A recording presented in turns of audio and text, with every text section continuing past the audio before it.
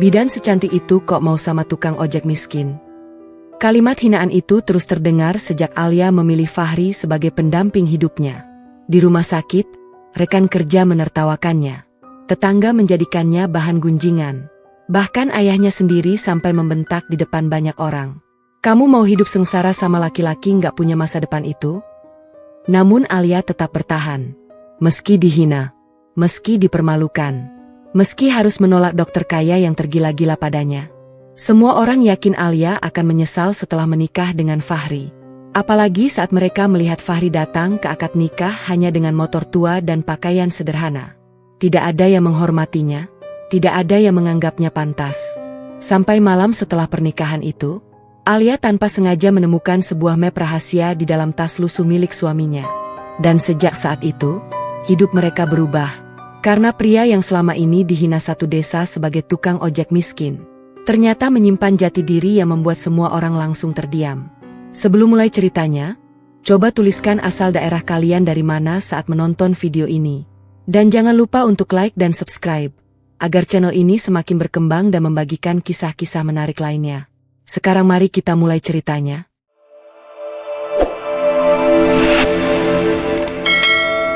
Pagi itu suasana desa Sukamaju terlihat sibuk seperti biasanya. Pedagang sayur mulai membuka lapak di pinggir jalan. Anak-anak sekolah berlarian sambil tertawa. Suara motor dan ayam bersahutan memenuhi udara desa yang masih diselimuti embun pagi. Di tengah aktivitas warga, ada satu nama yang hampir selalu dibicarakan semua orang.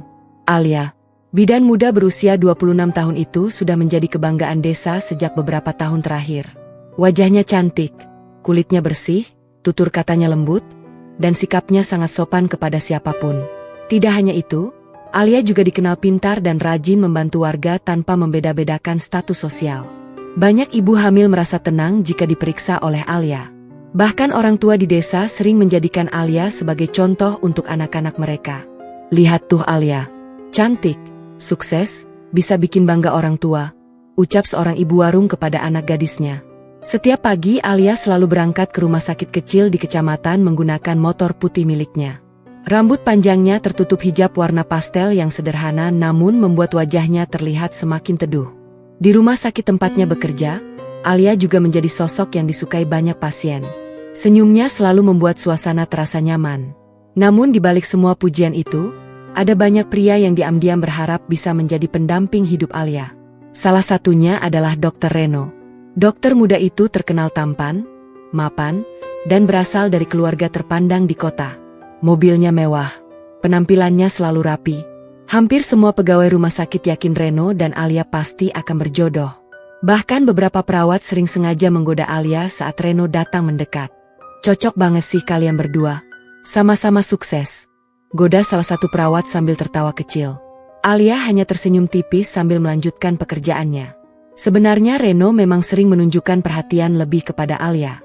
Ia beberapa kali mengajak Alia makan bersama, mengantar pulang, bahkan membantu pekerjaan Alia di rumah sakit. Namun Alia belum pernah benar-benar membuka hati. Bukan karena Reno kurang baik. Alia hanya merasa semua perhatian itu terasa terlalu dipaksakan. Siang itu rumah sakit cukup ramai. Alia baru saja selesai memeriksa seorang pasien lansia ketika Reno datang membawa 2 gelas kopi. Aku beliin kopi favorit kamu, ucap Reno sambil tersenyum percaya diri. Terima kasih, Dok, jawab Alia sopan. Reno duduk di samping Alia. Alia, akhir pekan nanti ada acara makan malam keluarga di kota. Aku mau ajak kamu ikut. Belum sempat Alia menjawab, 2 perawat yang lewat langsung saling tersenyum penuh arti. Wah, akhirnya diajak resmi juga. Alia tampak sedikit tidak nyaman. Maaf Dok Reno. Akhir pekan saya mungkin pulang cepat. Ibu lagi kurang sehat. Reno tersenyum tipis meski terlihat kecewa. Ya sudah, lain kali. Namun jauh di dalam hatinya, Reno mulai merasa Alia terlalu sulit didekati. Sore harinya Alia pulang ke rumah orang tuanya yang berada di ujung desa. Rumah sederhana itu terlihat bersih dan nyaman. Ibunya, Bu Ratna, langsung menyambut Alia dengan wajah bahagia. Gimana kerja hari ini, Nak? Lumayan ramai, Bu. Ayah Alia yang sedang duduk di ruang tamu ikut tersenyum bangga melihat putrinya. Bagi keluarga mereka, Alia adalah harapan terbesar. Ayahnya hanya seorang pensiunan guru desa, sementara ibunya berjualan kecil-kecilan di rumah. Mereka bekerja keras menyekolahkan Alia sampai berhasil menjadi bidan. Karena itu mereka sangat menjaga nama baik Alia. Malam itu saat makan bersama, Bu Ratna kembali membahas Dr. Reno. Tadi Bu Siska ketemu ibu di pasar. Katanya Dr. Reno sering perhatian sama kamu. Alia langsung tahu arah pembicaraan itu. Beliau cuma teman kerja, Bu. Ayah Alia tersenyum kecil. Kalau memang serius sama kamu, ayah senang. Dokter itu masa depannya jelas. Alia diam sambil menunduk. Entah kenapa setiap mendengar Reno dibicarakan, hatinya justru terasa kosong. Di luar rumah, suara hujan mulai turun perlahan. Malam semakin larut ketika ponsel Alia tiba-tiba berdering keras. Alia langsung mengangkat telepon itu dengan wajah panik. Ada pasien kontraksi di ujung desa, bidan. Kondisinya darurat. Alia segera berdiri mengambil tas medisnya. Ayah, Alia pergi dulu. Hujan deras begini? Tanya ibunya khawatir. Darurat, Bu. Tanpa banyak bicara Alia langsung mengenakan jas hujan dan mengendarai motornya menembus hujan malam. Jalanan desa yang licin membuat perjalanan terasa berat. Angin dingin menusuk kulit. Beberapa kali motor Alia hampir tergelincir karena jalan berlumpur. Saat hampir tiba di ujung desa, motor Alia mendadak mati. Alia mencoba menyalakannya berkali-kali namun gagal. Ya Allah. Hujan semakin deras. Sementara pasien yang harus ditolong sedang menunggu dalam kondisi kritis. Wajah Alia mulai panik. Tidak ada kendaraan lain lewat malam itu. Hingga tiba-tiba dari kejauhan muncul cahaya lampu motor mendekat perlahan. Seorang pria memakai jaket lusuh dan helm hitam berhenti di depan Alia. Kendaraan mogok. Mbak. Alia mengangguk cepat. Saya harus ke rumah pasien. Darurat. Pria itu turun dari motornya tanpa banyak bertanya. Saya antar. Alia sempat ragu beberapa detik. Namun waktu tidak memungkinkan. Akhirnya Alia naik ke motor pria asing itu sambil memeluk tas medisnya erat-erat. Motor tua itu melaju menembus hujan malam. Alia tidak tahu, malam itulah yang akan mengubah seluruh hidupnya. Pria sederhana yang malam itu menolongnya bukan hanya akan menjadi bagian dari hidupnya, tetapi juga menjadi awal dari badai besar yang membuat seluruh desa gempar. Namanya adalah Fahri. Motor tua milik Fahri melaju perlahan melewati jalan berlumpur yang gelap dan licin. Hujan masih turun deras membasahi jalan desa yang sepi. Alia memegangi tas medisnya erat sambil beberapa kali melihat jam di tangannya. Wajahnya penuh cemas. Masih jauh, Mas? Tanya Alia dengan suara sedikit gemetar. 10 menit lagi sampai, jawab pria itu singkat. Suara Fahri terdengar tenang. Berbeda dengan orang kebanyakan yang sering gugup saat berbicara dengan Alia. Sejak tadi pria itu juga tidak banyak bertanya. Padahal hampir semua laki-laki di desa pasti akan berusaha mencari perhatian jika berada sedekat ini dengan bidan cantik seperti Alia.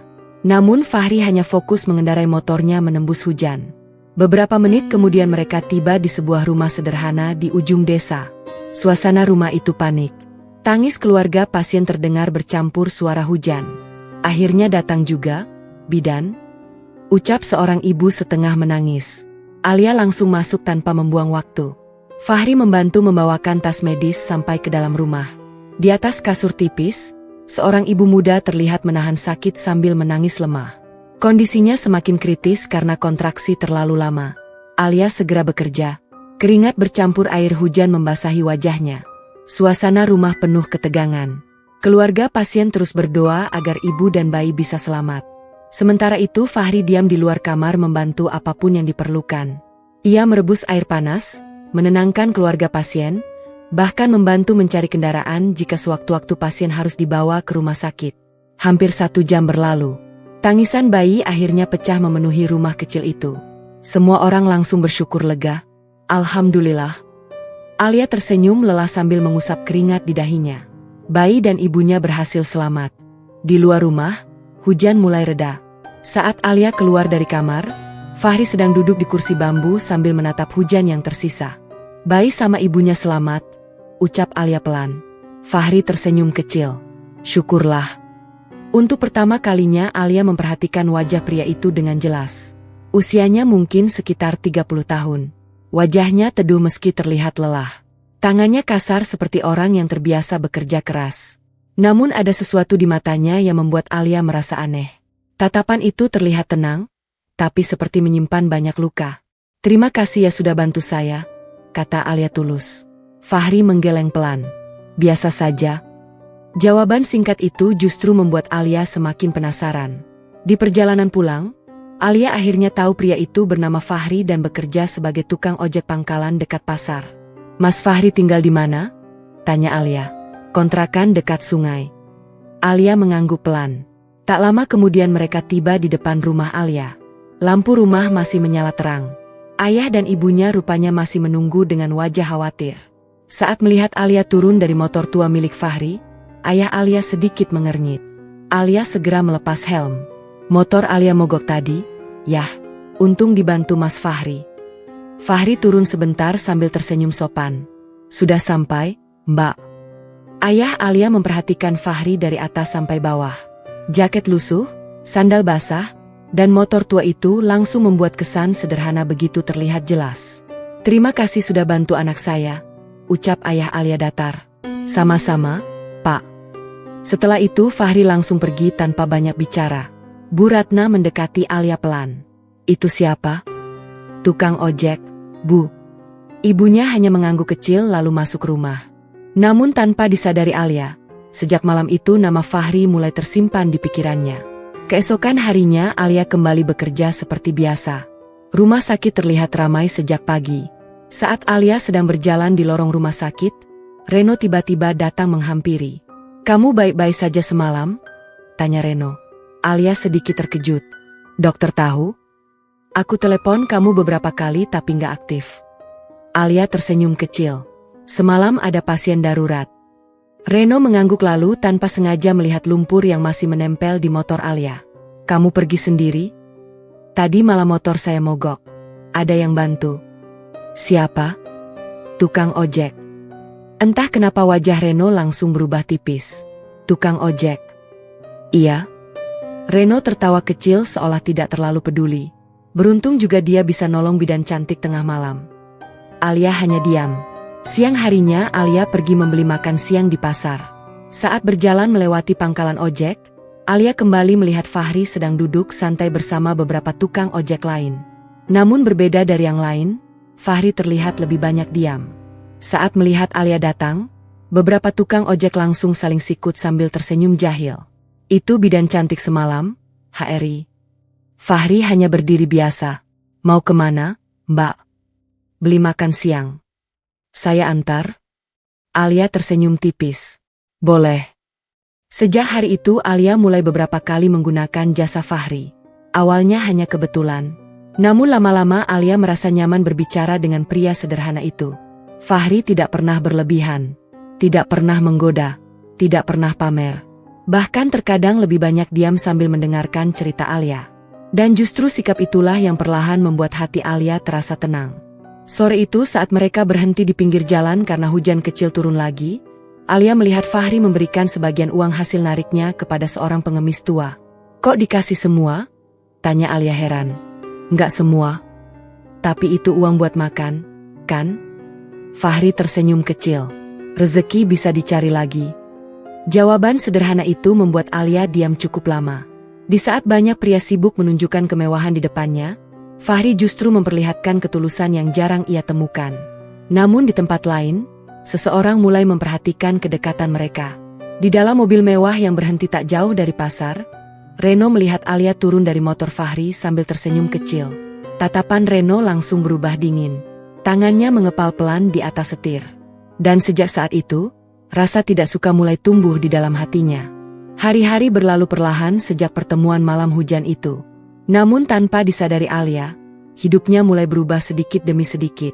Nama Fahri kini semakin sering muncul dalam kesehariannya. Kadang pria itu muncul saat Alia kesulitan membawa obat-obatan dari rumah sakit. Kadang membantu mengantar pasien lansia ke puskesmas tanpa meminta bayaran tambahan. Bahkan beberapa warga mulai mengenal Fahri sebagai tukang ojek yang sering membantu bidan cantik desa mereka. Dan anehnya, setiap kali Alia berada di dekat Fahri, ada rasa tenang yang sulit dijelaskan. Sore itu Alia baru selesai menangani pasien di rumah warga ketika hujan kembali turun deras. Jalanan desa berubah becek dan licin. Saat Alia hendak menyalakan motor, bannya ternyata bocor. Aduh. Alia menghela napas lelah. Hari itu tubuhnya benar-benar capek. Sejak pagi ia belum sempat makan dengan tenang. Belum sempat Alia berpikir mencari bantuan, suara motor tua yang sudah familiar terdengar mendekat. Fahri berhenti tepat di depannya. Bocor? Alia langsung tertawa kecil heran. Mas ini kenapa selalu muncul pas saya lagi susah? Fahri ikut tersenyum tipis. Mungkin kebetulan. Alia menggeleng sambil tertawa kecil. Padahal dalam hati, ia mulai percaya semua itu bukan sekadar kebetulan. Fahri langsung turun membantu mendorong motor Alia ke bengkel kecil dekat pasar. Tangannya penuh oli saat memperbaiki rantai motor yang ikut lepas. Alia memperhatikan pria itu diam-diam. Baju Fahri sederhana, bahkan sedikit lusuh. Namun caranya bekerja terlihat begitu sungguh-sungguh. Tidak ada rasa malu dalam dirinya meski hidup pas-pasan. Dan justru itu yang membuat Alia kagum. Di saat banyak orang sibuk menjaga gengsi, Fahri terlihat menjalani hidup apa adanya. Saat motor selesai diperbaiki, Alia mengeluarkan uang. Biar saya bayar. Fahri menggeleng. Nanti saja. Nggak enak. Fahri tersenyum kecil. Kalau mau bayar, traktir kopi juga boleh. Alia tertawa kecil. Itu pertama kalinya Fahri bercanda sedikit lebih santai. Mereka akhirnya duduk di warung kopi kecil dekat pasar. Tempat sederhana beratap seng dengan kursi kayu tua. Beberapa tukang ojek lain langsung saling melirik saat melihat Fahri duduk berdua bersama Alia. Wah, makin dekat aja tuh. Bisik-bisik mulai terdengar. Alia sebenarnya sadar dirinya mulai menjadi perhatian warga. Namun entah kenapa ia tidak terlalu peduli. Selama ini hampir semua pria mendekatinya dengan tujuan ingin terlihat hebat. Hanya Fahri yang memperlakukannya seperti manusia biasa. Tanpa dibuat-buat. Tanpa pamer, tanpa memandang status. Saat Alia sedang minum kopi hangat, seorang anak kecil tiba-tiba berlari menghampiri Fahri. Bang Fahri, ibu saya sakit. Wajah anak itu terlihat panik. Tanpa banyak tanya Fahri langsung berdiri. Sakit apa? Sesak napas. Fahri langsung menoleh ke Alia. Bisa ikut? Alia segera mengangguk. Mereka berdua langsung pergi ke rumah anak itu menggunakan motor Fahri. Di rumah kecil yang hampir roboh itu, seorang wanita tua terlihat kesulitan bernapas. Alia segera memeriksa kondisinya sementara Fahri membantu menenangkan keluarga pasien. Setelah kondisi wanita itu stabil, Alia akhirnya tahu kalau keluarga tersebut tidak mampu membeli obat. Namun diam-diam Fahri justru membayar semua kebutuhan obat wanita itu menggunakan uang hasil kerjanya hari itu. Alia melihat semuanya. Mas nggak rugi? Tanya Alia saat mereka pulang. Fahri menatap jalanan di depannya. Kalau kita masih bisa bantu orang, jangan terlalu hitung-hitungan. Jawaban itu kembali membuat hati Alia tersentuh. Namun tanpa mereka sadari, sejak tadi ada beberapa warga yang memperhatikan kedekatan mereka. Malam harinya gosip mulai menyebar ke seluruh desa. Bidan Alia sering boncengan sama tukang ojek. Bahkan katanya sering berdua kemana-mana. Kok bisa perempuan secantik itu dekat sama laki-laki miskin? Warung-warung kopi mulai ramai membicarakan mereka. Di rumah sakit, kabar itu juga mulai terdengar. Beberapa perawat sengaja membahasnya saat Alia lewat. Benar ya Alia dekat sama tukang ojek pasar. Cantik-cantik kok seleranya begitu. Mereka tertawa kecil. Alia berusaha mengabaikannya. Namun ucapan itu mulai terasa menusuk. Sementara itu di ruang dokter, Reno duduk diam sambil mendengarkan salah satu perawat bercerita. Dok, katanya bidan Alia sering diantar tukang ojek sekarang. Reno langsung berhenti menulis. Tukang ojek yang mana? Yang motor butut warna hitam itu. Perawat itu tertawa kecil. Wajah Reno perlahan berubah dingin. Ia tidak menyangka hubungan itu ternyata mulai serius. Selama ini Reno merasa tidak ada pria lain yang pantas bersaing dengannya untuk mendapatkan Alia. Namun sekarang, seorang tukang ojek justru mulai mengambil perhatian wanita yang ia sukai. Malam itu Reno duduk sendirian di dalam mobilnya sambil menatap rumah Alia dari kejauhan. Ia melihat Fahri baru saja mengantar Alia pulang. Alia terlihat tersenyum sebelum masuk rumah. Tatapan Reno langsung berubah tajam. Untuk pertama kalinya, rasa cemburu mulai membakar harga dirinya. Dan sejak malam itu, Reno mulai menganggap Fahri bukan lagi sekadar tukang ojek biasa, melainkan penghalang yang harus disingkirkan. Keesokan paginya desa Sukamaju terasa lebih ramai dari biasanya. Namun bukan karena pasar atau acara desa, melainkan karena gosip tentang Alia dan Fahri yang mulai menyebar kemana-mana. Warung kopi penuh bisik-bisik. Ibu-ibu di depan rumah saling membicarakan. Bahkan beberapa bapak yang sedang ronda malam ikut tertawa saat nama Fahri disebut. Bidan secantik itu kok bisa dekat sama tukang ojek? Mungkin cuma kasihan. Atau jangan-jangan laki-laki itu pura-pura baik biar bisa dapat perempuan sukses. Ucapan seperti itu mulai terdengar di berbagai sudut desa. Dan semakin hari, gosip itu semakin menjadi-jadi. Pagi itu Alia baru tiba di rumah sakit ketika dua perawat yang sedang duduk di ruang depan tiba-tiba diam sambil saling melirik. Namun saat Alia berjalan melewati mereka, suara bisikan itu kembali terdengar. Kalau aku jadi Alia si malu? Iya, Dokter Reno jelas lebih pantas. Alia mencoba tetap tenang meski hatinya terasa tidak nyaman. Ia masuk ke ruang pemeriksaan sambil menarik napas pelan.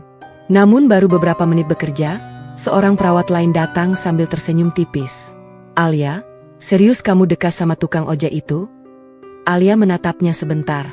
Memangnya kenapa? Perawat itu tertawa kecil. Nggak apa-apa sih, cuma sayang aja. Sayang kenapa? Kamu cantik, pintar, kerja bagus. Masa pilih laki-laki nggak punya masa depan? Ucapan itu membuat Alia langsung diam. Perawat itu mungkin mengatakannya sambil bercanda. Namun kata-katanya terasa menusuk. Sepanjang hari Alia berusaha fokus bekerja. Tetapi bisikan dan tatapan aneh terus menghantuinya. Bahkan beberapa pasien mulai ikut bertanya. Benar ya bidan Alia dekat sama tukang ojek pasar? Alia hanya tersenyum kecil tanpa menjawab. Sementara itu di pangkalan ojek, Fahri juga mulai merasakan perubahan. Beberapa tukang ojek lain menggoda Fahri sambil tertawa. Wah sekarang naik level ya. Bisa-bisanya dekat sama bidan cantik. Namun tidak semua bercanda dengan niat baik. Ada juga yang mulai memandang Fahri dengan sinis. Laki-laki miskin MAH jangan mimpi terlalu tinggi. Fahri hanya diam mendengar semua itu. Ia sudah terlalu terbiasa diremehkan sejak dulu. Tetapi kali ini berbeda. Karena sekarang bukan hanya dirinya yang dihina. Nama Alia juga mulai ikut dibicarakan buruk gara-gara dirinya. Sore itu Fahri sedang duduk sendiri di warung kopi ketika seorang pria tua mendekatinya. Itu Alia anak baik. Fahri menoleh pelan. Jangan sampai hidupnya rusak karena omongan orang. Fahri tidak menjawab. Namun kata-kata itu terus terngiang di kepalanya. Malam harinya Alia pulang dengan wajah lelah. Saat masuk rumah, suasana terasa sedikit berbeda. Ibunya duduk diam di ruang tamu sambil melipat pakaian. Sedangkan ayahnya terlihat serius membaca koran. Alia? Panggil ibunya pelan. Iya, Bu. Kamu dekat sama tukang ojek itu? Alia langsung tahu kabar itu akhirnya sampai ke rumahnya. Alia duduk perlahan. Kami cuma sering ketemu. Ayahnya menurunkan koran perlahan. Namanya siapa? Fahri. Ayah Alia menghela napas panjang. Ayah nggak melarang kamu berteman sama siapapun. Tapi kamu harus pikir masa depan. Ibunya ikut bicara dengan nada hati-hati. Kamu itu bidan, orang-orang hormat sama kamu. Alia mulai merasa dadanya sesak. Memangnya salah kalau dia cuma tukang ojek? Ayahnya langsung menatap Alia serius. Bukan soal salah atau benar. Lalu, kehidupan rumah tangga nggak cukup cuma modal baik hati. Ucapan itu membuat Alia terdiam. Ia tahu orang tuanya sebenarnya hanya khawatir. Namun tetap saja, hatinya terasa sakit. Malam semakin larut. Alia masuk kamar sambil memikirkan semua yang terjadi. Ia tidak mengerti kenapa semua orang begitu mudah menilai Fahri hanya dari pekerjaannya. Padahal selama mengenal Fahri, Alia justru melihat banyak kebaikan yang jarang ia temukan pada pria lain. Di luar rumah, hujan kecil kembali turun. Ponsel Alia tiba-tiba berbunyi. Pesan dari Fahri. Maaf kalau sekarang banyak orang ngomongin kamu. Alia membaca pesan itu cukup lama. Lalu membalas singkat. Saya nggak peduli omongan mereka. Namun beberapa detik kemudian Fahri membalas lagi. Tapi saya peduli.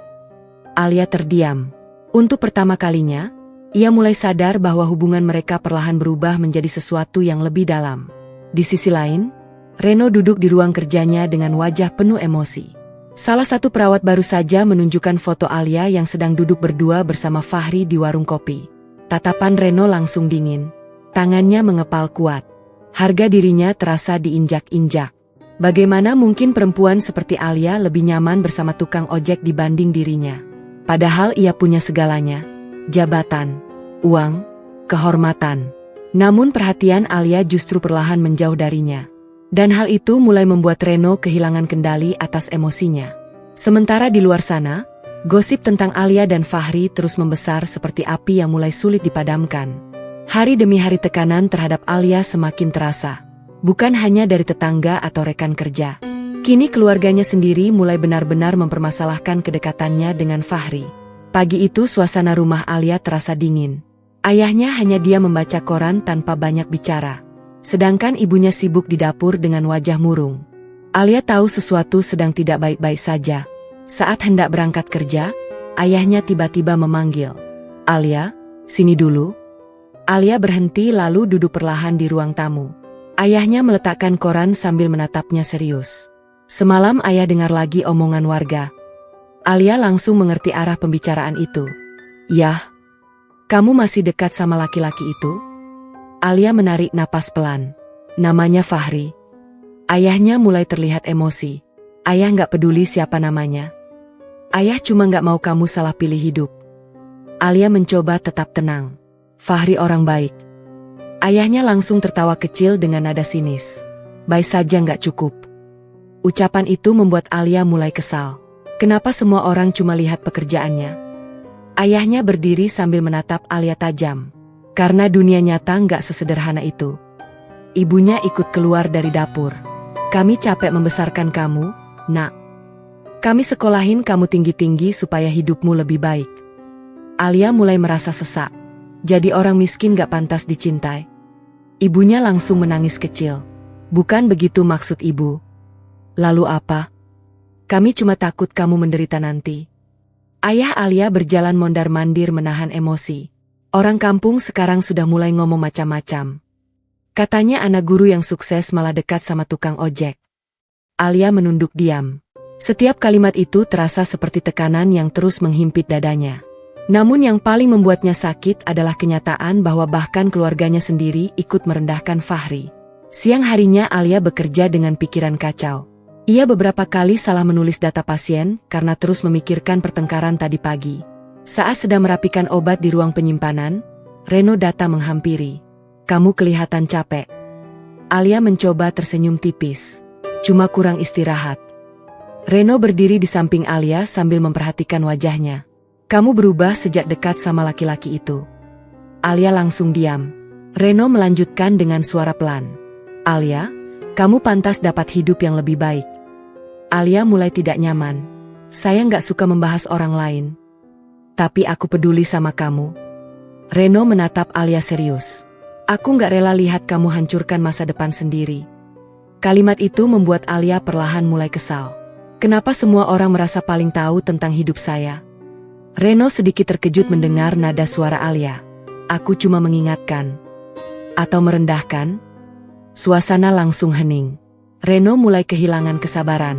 "Alia, coba pikir logikanya. Kamu bidan. Kamu cantik. Kamu punya masa depan. Lalu kenapa pilih laki-laki yang bahkan gak bisa kasih apa-apa?" Alia langsung menatap Reno tajam. Setidaknya dia gak pernah merasa lebih tinggi dari orang lain. Ucapan itu membuat wajah Reno berubah. Untuk pertama kalinya Alia berani melawannya secara langsung. Reno tersenyum kecil namun tatapannya dingin. "Kamu belum benar-benar kenal dia." Alia tidak menjawab lagi. Ia langsung pergi meninggalkan Reno sendirian di ruangan itu. Namun jauh di dalam hati, Reno mulai merasa tersinggung dan dipermalukan. Sore harinya Alia pulang dengan perasaan semakin berat. Namun baru sampai depan rumah, ia melihat beberapa tetangga sedang duduk di warung dekat rumah sambil memperhatikannya. Bisik-bisik langsung terdengar saat Alia lewat. "Itu dia. Bidan yang dekat sama tukang ojek. Sayang banget cantik-cantik." Alia mencoba pura-pura tidak mendengar. Namun matanya mulai berkaca-kaca. Saat masuk rumah, suasana kembali memanas. Ayahnya rupanya baru saja didatangi salah satu tetangga yang membicarakan Alia. "Ayah malu hari ini," ucap ayahnya dingin. Alia langsung diam. Tetangga mulai ngomong macam-macam tentang keluarga kita. Alia mulai menahan emosi. Jadi Alia harus hidup sesuai omongan mereka? Ayahnya membentak keras. "Karena kita hidup di tengah masyarakat." Suara bentakan itu membuat ibunya ikut menangis. "Ayahmu cuma takut kamu menyesal nanti." Namun Alia yang selama ini selalu diam akhirnya mulai tidak kuat. Kenapa semua orang cuma lihat uang dan jabatan? Ayahnya langsung menunjuk pintu. Kalau kamu tetap pilih laki-laki itu? Suasana mendadak hening. Ayah Alia menatap putrinya dengan wajah penuh amarah. Maka jangan salahkan kalau ayah nggak merestui hubungan kalian. Mata Alia langsung berkaca-kaca. Ia tidak menyangka ayahnya akan bicara sejauh itu. Malam itu Alia mengurung diri di kamar sambil menangis diam-diam. Sementara di luar rumah, hujan turun perlahan membasahi desa. Ponselnya bergetar. Pesan dari Fahri muncul. Maaf kalau saya bikin hidup kamu makin susah. Alia menatap layar ponselnya lama. Lalu perlahan air matanya jatuh. Karena untuk pertama kalinya, ia mulai sadar bahwa mempertahankan Fahri berarti harus siap melawan seluruh dunia di sekitarnya. Pagi itu Alia datang ke rumah sakit dengan mata sembab karena semalaman hampir tidak bisa tidur. Pertengkarannya dengan ayahnya terus terbayang di kepala. Ia tidak pernah menyangka hubungannya dengan Fahri akan membawa masalah sebesar ini. Sejak kecil Alia selalu menjadi anak yang penurut. Tidak pernah membantah orang tua. Tidak pernah membuat malu keluarga. Namun sekarang, untuk pertama kalinya ia mulai berjalan di jalan yang tidak direstui keluarganya sendiri. Saat Alia masuk ruang perawat, suasana langsung terasa aneh. Beberapa orang yang sedang mengobrol tiba-tiba diam. Ada yang pura-pura sibuk melihat komputer. Ada yang saling melirik sambil menahan senyum. Alia sudah terlalu lelah untuk peduli. Ia langsung mengenakan seragam kerjanya dan mulai memeriksa jadwal pasien. Namun baru beberapa menit bekerja, salah satu perawat tiba-tiba datang tergesa-gesa. Alia, ada yang cari di depan. Siapa? Nggak tahu, katanya mau ketemu kamu. Alia mengernyit bingung lalu berjalan menuju halaman depan rumah sakit. Begitu sampai di luar, Alia langsung melihat Fahri berdiri di samping motor tuanya sambil membawa kantong plastik kecil. Baju Fahri sedikit basah oleh keringat. Wajahnya terlihat canggung berdiri di lingkungan rumah sakit yang penuh pegawai berseragam rapi. Ada apa, Mas? Tanya Alia pelan. Fahri tersenyum kecil lalu menyerahkan kantong plastik itu. Kemarin kamu bilang belum sempat sarapan. Alia terdiam sejenak. Di dalam kantong itu ada bubur ayam hangat dan teh manis. Sederhana. Namun entah kenapa hati Alia terasa hangat melihat perhatian kecil itu. Mas nggak perlu repot-repot. Nggak repot. Beberapa pegawai rumah sakit mulai memperhatikan mereka dari kejauhan. Bisik-bisik kecil kembali terdengar. Namun Alia mencoba mengabaikannya. Saat itulah suara langkah sepatu terdengar mendekat. Dokter Reno muncul dari pintu utama rumah sakit dengan wajah dingin. Tatapannya langsung tertuju pada Fahri. Beberapa detik suasana menjadi hening. Reno berjalan mendekat sambil memasukkan tangan ke saku jas putihnya. Oh, jadi ini ya namanya Fahri. Nada suaranya terdengar tenang. Namun tatapannya penuh meremehkan. Fahri berdiri biasa. Iya. Reno melirik motor tua Fahri lalu tersenyum tipis. Kamu sering antar Alia? Fahri mengangguk singkat. Kalau dia butuh bantuan. Reno tertawa kecil. Hebat juga. Beberapa pegawai mulai memperhatikan dengan tegang. Alia mulai merasa tidak nyaman. Dok, saya harus kerja lagi. Namun Reno seolah sengaja mengabaikan ucapan Alia. Ia terus menatap Fahri dari atas sampai bawah. Kamu kerja apa tepatnya? Ojek. Penghasilannya lumayan? Pertanyaan itu terdengar seperti sindiran halus. Fahri tetap tenang. Alhamdulillah cukup. Reno tersenyum tipis lalu mendekat sedikit. Cukup buat apa? Suasana mulai terasa panas. Alia langsung bicara tegas. Dok Reno. Namun Reno masih belum berhenti. Cukup buat makan sehari? Atau cukup buat bahagiain perempuan seperti Alia? Wajah Alia langsung berubah. Sementara beberapa pegawai mulai saling melirik tidak nyaman. Fahri diam beberapa detik. Lalu menjawab pelan. Saya memang bukan orang kaya. Tapi saya selalu berusaha kerja halal. Jawaban itu justru membuat Reno tersenyum sinis. Kerja halal itu bagus. Tapi hidup nggak cukup cuma modal niat baik. Alia langsung memotong dengan suara dingin. Cukup, Dok.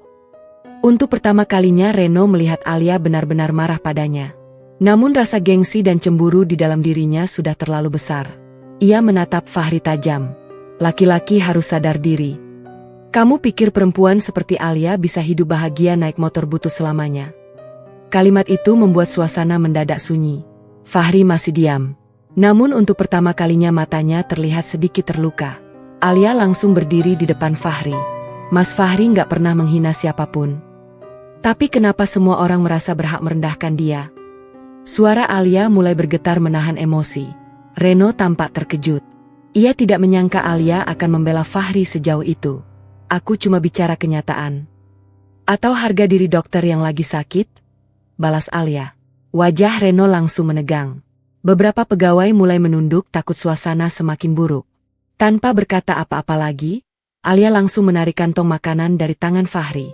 Lain kali jangan datang ke sini lagi, Mas. Fahri terlihat sedikit bingung. Namun Alia melanjutkan pelan. Bukan karena saya malu. Tapi karena saya capek lihat orang-orang menghina Mas. Fahri terdiam. Tatapannya perlahan melembut melihat mata Alia yang mulai berkaca-kaca. Tanpa banyak bicara Fahri akhirnya mengangguk pelan. Saya ngerti. Lalu ia pergi meninggalkan rumah sakit dengan motor tuanya. Alia berdiri dia memperhatikan Fahri menjauh. Sementara Reno hanya bisa melihat semuanya dengan rahang mengeras. Namun sejak kejadian itu, bukan hanya hubungan Alia dan Reno yang mulai retak. Harga diri Fahri juga perlahan mulai terluka oleh hinaan demi hinaan yang terus menghantam hidupnya. Sejak kejadian di rumah sakit itu, Fahri mulai menjaga jarak dari Alia. Ia tidak lagi sering datang menjemput. Tidak lagi menunggu di dekat pasar seperti biasanya. Bahkan beberapa kali saat Alia melewati pangkalan ojek, Fahri terlihat sengaja menghindar. Hal itu justru membuat hati Alia semakin gelisah.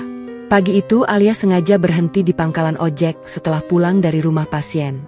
Beberapa tukang ojek lain langsung tersenyum kecil saat melihat Alia datang. Mau cari Fahri ya, bidan? Alia sedikit malu namun tetap mengangguk. Mas Fahri ada? Sekarang jarang mangkal. Katanya lagi banyak narik keluar desa. Alia mengernyit. Padahal biasanya Fahri hampir selalu ada di situ. Saat Alia hendak pergi, salah satu tukang ojek tiba-tiba berkata pelan. Fahri itu aneh sebenarnya. Alia langsung menoleh. Aneh kenapa? Pria itu mengangkat bahu. Nggak pernah cerita soal keluarga. Nggak pernah ada yang tahu asal-usulnya. Tahu-tahu tinggal di kontrakan dekat sungai. Alia mulai diam. Sebenarnya ia juga menyadari hal yang sama. Selama mengenal Fahri, pria itu hampir tidak pernah bercerita tentang masa lalunya. Kalau ditanya soal keluarga, Fahri selalu mengalihkan pembicaraan. Dan itu mulai membuat Alia penasaran. Sore harinya hujan turun rintik-rintik ketika Alia akhirnya melihat Fahri sedang duduk sendirian di tepi sungai dekat kontrakannya. Pria itu terlihat melamun sambil memandangi air yang mengalir deras. Alia turun dari motor lalu mendekat perlahan. Mas. Fahri sedikit terkejut lalu berdiri. Kok kesini? Mas sekarang malah menghindar. Fahri tersenyum kecil namun matanya terlihat lelah. Saya cuma sibuk. Bohong. Suasana menjadi hening beberapa detik. Alia menatap Fahri serius. Mas marah karena kejadian di rumah sakit. Fahri menggeleng pelan. Saya nggak marah. Lalu kenapa menjauh? Fahri menunduk sebentar. Saya cuma mulai sadar. Sadar apa? Saya memang nggak pantas dekat sama kamu. Ucapan itu langsung membuat dada Alia terasa sesak. Jangan ngomong begitu. Tapi itu kenyataannya. Alia langsung menatap Fahri tajam. Kenyataan menurut siapa? Fahri tersenyum hambar. Menurut semua orang. Angin sore bertiup pelan di sekitar sungai. Alia bisa melihat jelas rasa lelah di wajah Fahri. Seolah pria itu sudah terlalu sering dihancurkan oleh hidup. Dan entah kenapa, perasaan itu justru membuat hati Alia semakin sakit. Alia duduk perlahan di samping Fahri. Mas nggak pernah cerita tentang keluarga. Fahri langsung diam. Tatapannya berubah kosong menatap sungai. Mereka udah nggak ada. Jawaban itu singkat. Terlalu singkat. Seolah ada sesuatu yang sengaja disembunyikan. Mas punya saudara? Fahri kembali diam cukup lama. Lalu menjawab pelan. Nggak ada yang perlu diceritain. Alia mulai sadar Fahri benar-benar menutup rapat masa lalunya. Namun justru karena itu, rasa penasaran Alia semakin besar. Di saat bersamaan, jauh di kota, sebuah mobil hitam berhenti di depan kantor notaris tua. Seorang pria parubaya turun sambil membawa map tebal. Apa masih belum ketemu? Tanya pria itu serius. Notaris tua di depannya menghela napas panjang. Sudah bertahun-tahun kami cari. Tapi anak itu seperti hilang. Pria itu mengepalkan tangan. Kalau dia nggak ditemukan, semua aset perusahaan bisa jatuh ke tangan yang salah. Notaris tua membuka sebuah foto lama di atas meja. Foto seorang anak laki-laki kecil berdiri bersama pasangan kaya raya di depan rumah mewah. Dan anak kecil itu adalah Fahri. Sementara itu di desa Sukamaju, Alia masih duduk bersama Fahri di pinggir sungai. Untuk pertama kalinya Alia melihat mata Fahri sedikit memerah. Seolah ada luka lama yang belum pernah benar-benar sembuh. "Mas pernah punya hidup yang berat ya?" tanya Alia pelan. Fahri tersenyum kecil. "Hidup semua orang berat. Tapi cara Mas ngomong seperti orang yang kehilangan banyak hal." Kalimat itu membuat Fahri terdiam cukup lama. Lalu akhirnya ia berkata pelan, "Dulu saya pernah punya keluarga." Alia langsung memperhatikan serius. Tapi semuanya hilang dalam satu malam. Jantung Alia berdegup pelan. Apa yang terjadi? Fahri menatap jauh ke depan. Namun sebelum ia sempat menjawab, suara motor tiba-tiba terdengar mendekat. Dua pria asing berhenti tidak jauh dari kontrakan Fahri. Mereka terlihat memakai pakaian rapi dan memperhatikan Fahri dari kejauhan. Wajah Fahri langsung berubah tegang. Tatapannya yang tadi lembut mendadak penuh kewaspadaan. Alia ikut bingung. "Mas kenal mereka?" Fahri langsung berdiri cepat. "Enggak." Namun nada suaranya terdengar tidak tenang. Salah satu pria asing itu terlihat membuka sebuah foto lalu membandingkannya dengan wajah Fahri dari jauh. Alia mulai merasa ada sesuatu yang tidak beres. Dan tanpa disadari, masa lalu Fahri yang selama ini tersembunyi perlahan mulai mendekat kembali ke hidupnya. Dua pria asing itu akhirnya pergi tanpa sempat mendekat. Namun sejak kejadian di tepi sungai itu, Fahri terlihat semakin gelisah. Tatapannya sering kosong. Ia juga semakin sering menghindari Alia. Bahkan beberapa kali saat Alia mencoba menghubunginya, pesan itu hanya dibaca tanpa dibalas. Hal itu membuat Alia mulai merasa khawatir. Di sisi lain, Reno justru semakin panas melihat hubungan mereka belum juga berakhir. Ia tidak bisa menerima kenyataan bahwa Alia tetap memilih dekat dengan Fahri meski sudah dihina dan dipermalukan. Harga dirinya sebagai dokter mulai berubah menjadi obsesi. Dan obsesi itu perlahan membuat Reno kehilangan batas. Suatu siang di ruang istirahat rumah sakit, beberapa perawat sedang mengobrol ketika Reno sengaja duduk bersama mereka. "Aku sebenarnya kasihan sama Alia," ucap Reno sambil membuka berkas pasien. Salah satu perawat langsung menimpali. "Kasihan kenapa, Dok?" Reno tersenyum tipis. Perempuan baik kadang terlalu gampang percaya sama laki-laki. Perawat-perawat itu langsung penasaran. "Maksud Dokter Fahri?" Reno mengangguk kecil. "Aku dengar dia banyak utang." Ucapan itu langsung membuat suasana ramai. "Serius?" Katanya sering pinjam uang sana-sini. Reno pura-pura menarik napas panjang. "Aku sih cuma takut Alia dimanfaatkan." Padahal semua itu bohong. Namun karena yang berbicara adalah seorang dokter terpandang, gosip itu dengan cepat dipercaya orang-orang. Dalam hitungan hari, rumor tentang Fahri mulai menyebar ke seluruh desa. Ternyata tukang ojek itu banyak utang. Pantesan dekat sama Alia. Pasti mau cari perempuan sukses buat bantu hidupnya. Ucapan demi ucapan mulai berubah semakin tajam. Sore itu Alia sedang membeli buah di pasar ketika dua ibu-ibu sengaja berbicara keras di dekatnya. "Perempuan kalau jatuh cinta kadang buta." Iya, udah cantik malah dimanfaatkan laki-laki miskin. Alia tahu mereka sengaja menyindir dirinya. Namun kali ini hatinya mulai benar-benar lelah. Saat pulang, Alia langsung pergi ke kontrakan Fahri. Ia menemukan Fahri sedang memperbaiki motornya di depan rumah kecil itu. Wajah Fahri terlihat kaget melihat Alia datang. "Kok kesini?" Alia berdiri sambil menahan emosi. "Mas punya utang banyak." Fahri langsung diam. Beberapa detik kemudian ia menghela napas pelan. "Siapa yang bilang?" "Jadi benar?" Fahri menggeleng cepat. "Enggak." "Lalu kenapa semua orang ngomong begitu?" Fahri menatap Alia cukup lama. "Saya udah bilang dari awal, kita beda dunia." Jawaban itu justru membuat Alia semakin kesal. "Kenapa Mas selalu lari dari masalah?" Fahri terdiam. Alia melanjutkan dengan mata mulai berkaca-kaca. "Saya capek menghadapi semua orang sendirian." Fahri langsung menunduk. Untuk pertama kalinya ia terlihat benar-benar merasa bersalah. "Saya nggak mau hidup kamu hancur karena saya. Yang bikin hidup saya hancur itu omongan orang-orang." Suasana menjadi sunyi. Suara anak-anak bermain di kejauhan terdengar samar. Lalu Fahri berkata pelan, "Kalau suatu hari kamu tahu siapa saya sebenarnya." Kalimat itu terhenti. Alia langsung menatap Fahri serius. "Memangnya siapa mas sebenarnya?" Fahri hanya tersenyum hambar. Orang yang gak punya apa-apa. Namun mata Fahri mengatakan hal yang berbeda. Dan Alia mulai yakin, ada sesuatu yang sangat besar sedang disembunyikan pria itu. Malam harinya situasi semakin buruk. Ayah Alia pulang dari warung kopi dengan wajah penuh emosi. Begitu masuk rumah, ia langsung memanggil Alia keras.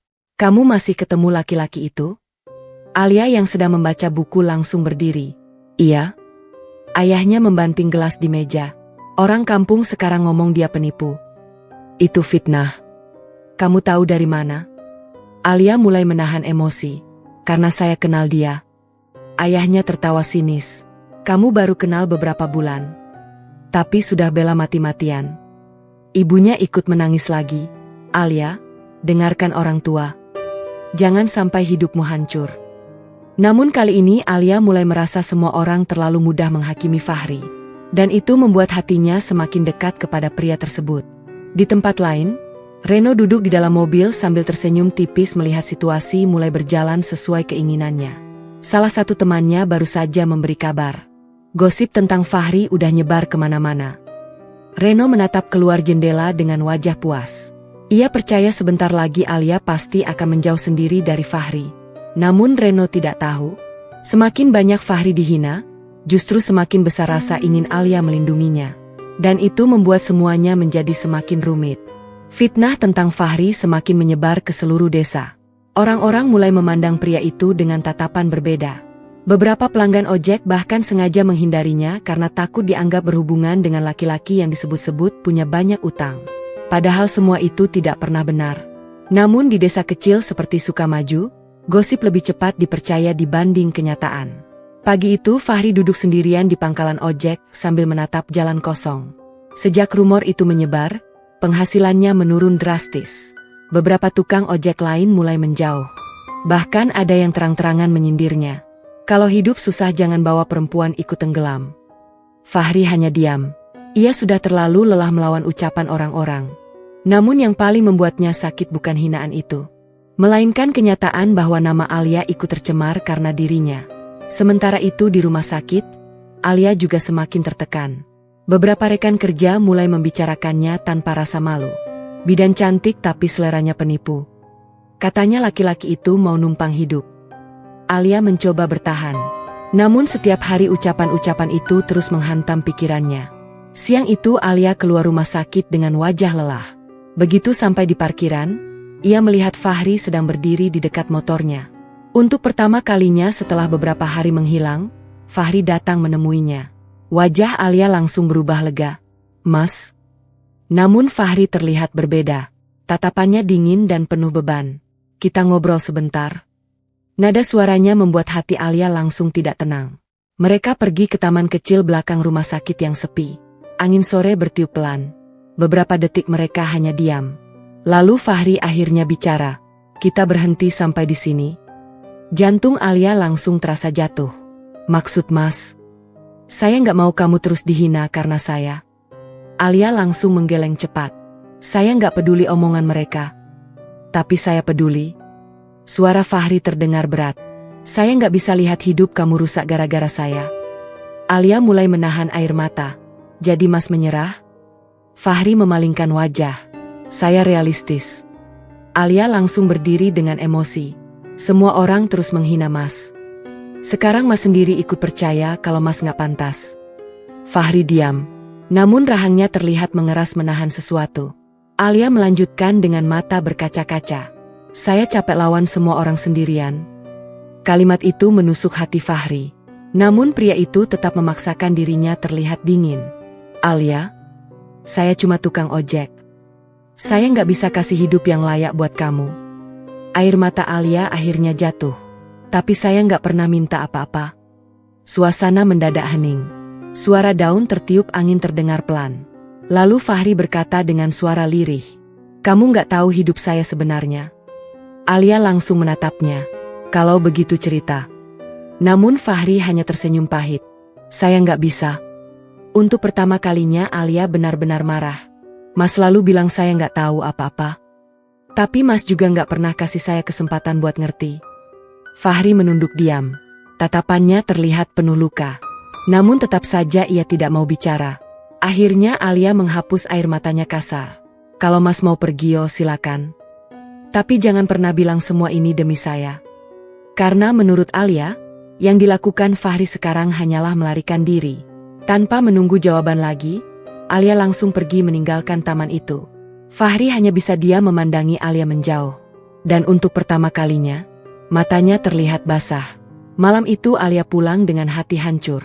Ibunya langsung menyadari mata Alia sembab. Kamu habis nangis?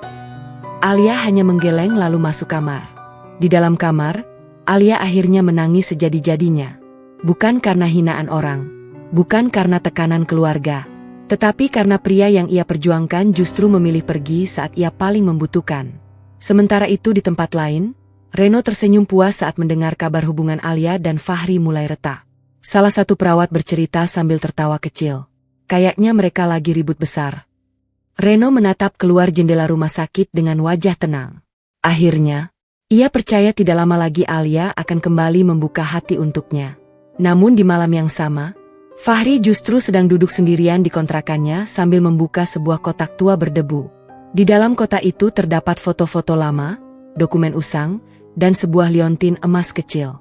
Fahri menggenggam liontin itu erat. Matanya perlahan memerah. Lama-lama mereka pasti tahu juga. Bisiknya pelan. Lalu tatapannya berubah gelisah saat mendengar suara mobil berhenti di depan kontrakannya. Fahri langsung berdiri waspada. Dari balik jendela, ia melihat dua pria berpakaian rapi turun dari mobil hitam yang pernah dilihat Alia di tepi sungai. Dan kali ini, mereka datang membawa sebuah map besar berlogo perusahaan terkenal dari kota. Malam itu Fahri hanya mengintip dari balik jendela kontrakannya saat dua pria berpakaian rapi berdiri di depan rumah kecilnya. Salah satu pria mengetuk pintu beberapa kali. Pak Fahri? Fahri langsung mematikan lampu ruangan. Napasnya terdengar berat. Ia mundur perlahan menjauh dari pintu seperti seseorang yang sedang menghindari masa lalu yang tidak ingin ditemui lagi. Di luar, dua pria itu saling berpandangan. Dia pasti ada di dalam. Notaris meminta kita jangan pulang sebelum ketemu. Fahri mengepalkan tangan kuat-kuat. Tatapannya penuh kegelisahan. Namun beberapa menit kemudian mobil itu akhirnya pergi meninggalkan kontrakan. Fahri duduk lemas di lantai sambil memegangi kepalanya. Rahasia yang selama ini ia sembunyikan perlahan mulai mendekat. Dan ia takut. Jika semua terbongkar, hidup Alia justru akan semakin berbahaya. Sementara itu di rumah Alia, suasana juga tidak kalah kacau. Sejak pertengkaran terakhir dengan Fahri, Alia menjadi lebih pendiam. Ia tetap bekerja seperti biasa, namun senyumnya mulai hilang. Ibunya beberapa kali mencoba mengajak bicara, tetapi Alia selalu menjawab singkat. Pagi itu Bu Ratna masuk ke kamar Alia sambil membawa teh hangat. Kamu masih mikirin laki-laki itu? Alia diam menatap jendela. Ibunya duduk pelan di samping tempat tidur. Nak, kadang orang tua cuma ingin yang terbaik. Alia tersenyum pahit. Terbaik menurut siapa, Bu? Ibunya terdiam. Sebelum sempat menjawab, suara mobil terdengar berhenti di depan rumah. Ayah Alia yang sedang di ruang tamu langsung keluar melihat. Tak lama kemudian wajahnya berubah terkejut. Dokter Reno? Alia langsung menoleh. Di luar rumah, sebuah mobil mewah hitam terparkir rapi. Reno turun dengan pakaian formal sambil membawa beberapa kotak besar. Di belakangnya ada dua pria lain membawa bingkisan mahal. Bu Ratna langsung panik membereskan jilbabnya. Ya ampun. Reno masuk dengan senyum sopan. Maaf datang mendadak, Pak. Ayah Alia langsung mempersilakan duduk dengan wajah jauh lebih ramah dibanding biasanya. Alia mulai merasa tidak nyaman. Dan benar saja, beberapa menit kemudian Reno akhirnya bicara langsung. Saya datang ke sini untuk menyampaikan niat baik. Suasana rumah langsung hening. Bu Ratna bahkan mulai tersenyum haru. Saya serius ingin melamar Alia. Jantung Alia langsung berdegup keras. Di luar rumah, beberapa tetangga mulai berdatangan diam-diam setelah melihat mobil mewah Reno parkir di depan rumah Alia. Bisik-bisik langsung terdengar. Wah, akhirnya dilamar dokter. Panteslah, memang itu yang cocok buat Alia. Ayah Alia terlihat sangat bahagia. Sementara Reno duduk dengan penuh percaya diri.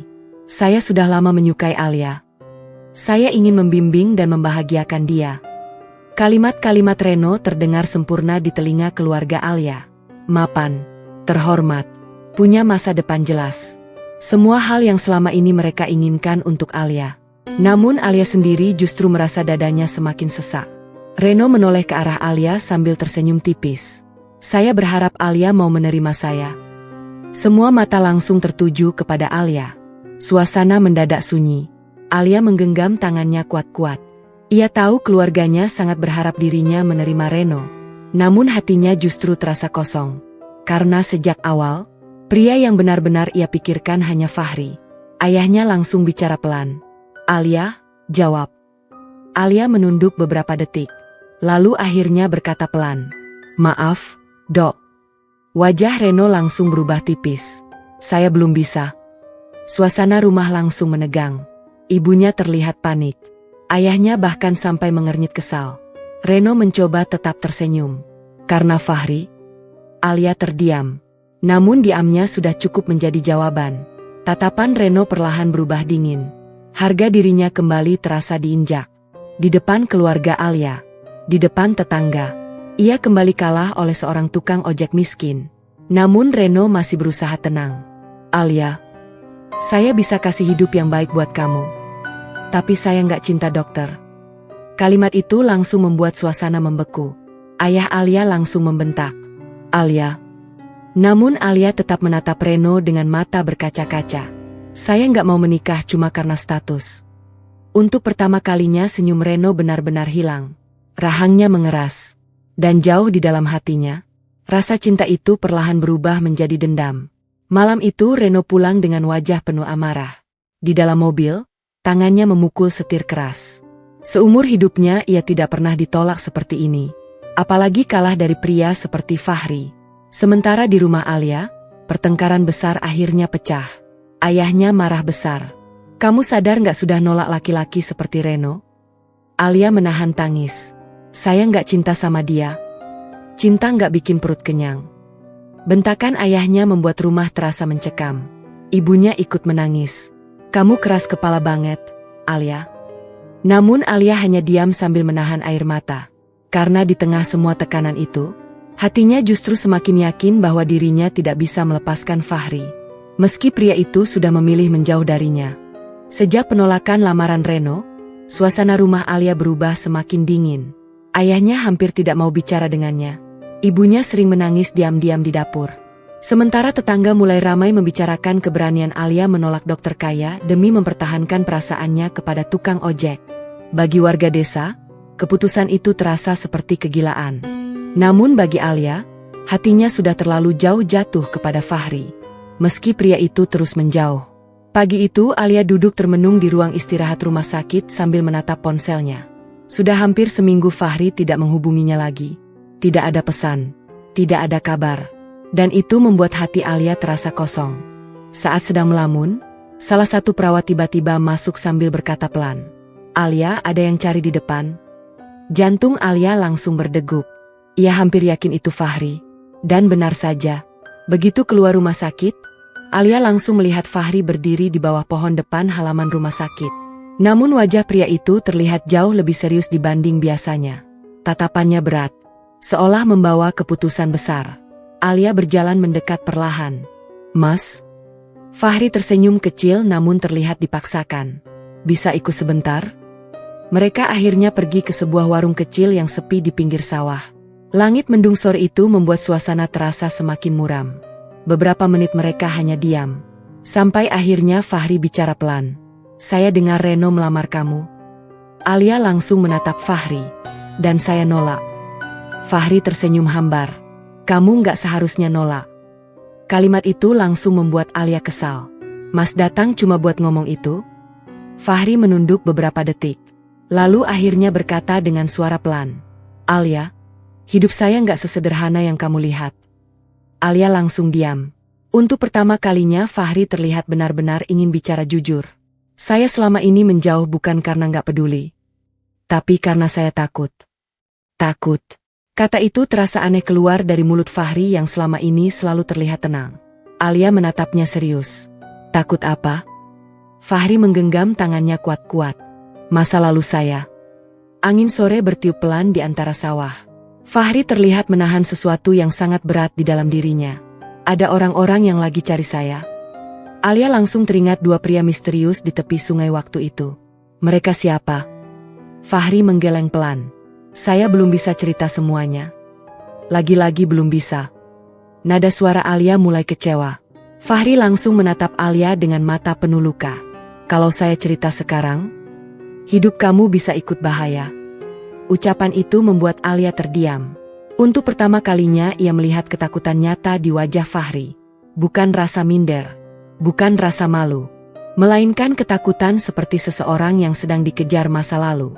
Namun sebelum Fahri sempat melanjutkan, suara mobil tiba-tiba terdengar berhenti di depan warung. Sebuah mobil hitam mewah parkir tepat di depan mereka. Dua pria berbadan besar turun cepat. Tatapan Fahri langsung berubah tegang. Mas, bisik Alia panik. Fahri langsung berdiri. Namun belum sempat bergerak, salah satu pria itu sudah menunjuk Fahri. Itu dia. Alia semakin bingung. Siapa sebenarnya Fahri sampai dicari orang-orang seperti ini? Pria itu berjalan mendekat sambil membawa sebuah map tebal. Pak Fahri, kami cuma ingin bicara. Namun Fahri justru terlihat semakin gelisah. Ia langsung menggenggam tangan Alia. Kamu pulang sekarang? Apa? Pulang? Nada suara Fahri terdengar serius dan penuh tekanan. Alia belum pernah melihat Fahri setegang ini sebelumnya. Namun sebelum Alia sempat bergerak, suara lain tiba-tiba terdengar keras dari belakang. Jadi benar kalian masih ketemu? Semua orang langsung menoleh, dan wajah Alia langsung pucat. Ayahnya berdiri di sana bersama beberapa warga desa yang rupanya melihat mereka dari jalan. Wajah ayah Alia penuh amarah. Tatapannya langsung tertuju pada Fahri. Kamu masih berani dekatin anak saya? Suasana mendadak kacau. Beberapa warga mulai mendekat ingin menonton. Sementara dua pria misterius itu memilih dia memperhatikan dari jauh. Fahri mencoba bicara tenang. Pak, saya bisa jelaskan. Namun ayah Alia langsung membentak keras. Jelaskan apa? Kamu sudah bikin anak saya jadi bahan hinaan sekampung. Orang-orang mulai berbisik ramai.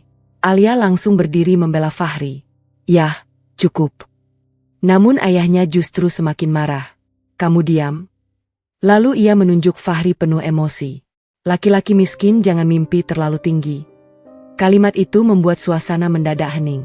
Wajah Fahri langsung berubah. Tatapannya yang biasanya tenang perlahan terlihat terluka. Namun ayah Alia belum berhenti. Kamu pikir bisa bahagiakan anak saya cuma modal motor tua dan belas kasihan?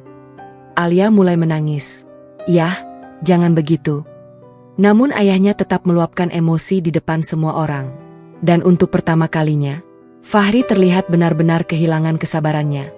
Pria itu mengepalkan tangan kuat-kuat. Tatapannya berubah tajam. Lalu dengan suara berat yang penuh luka, Fahri akhirnya berkata, kalau saya benar-benar buka siapa saya sebenarnya. Semua orang langsung diam, termasuk Alia. Namun beberapa detik kemudian Fahri justru menahan dirinya lagi. Ia memejamkan mata kuat-kuat, lalu mundur perlahan. Tapi memang lebih baik semuanya berhenti di sini. Kalimat itu membuat hati Alia terasa hancur.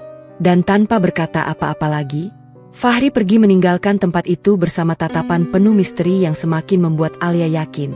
Pria itu sedang menyembunyikan sesuatu yang sangat besar. Setelah kejadian di warung pinggir sawah itu, hubungan Alia dan Fahri benar-benar berada di ujung kehancuran. Fahri kembali menghilang. Tidak ada kabar, tidak ada pesan. Bahkan pangkalan ojek dekat pasar mulai jarang melihat dirinya muncul.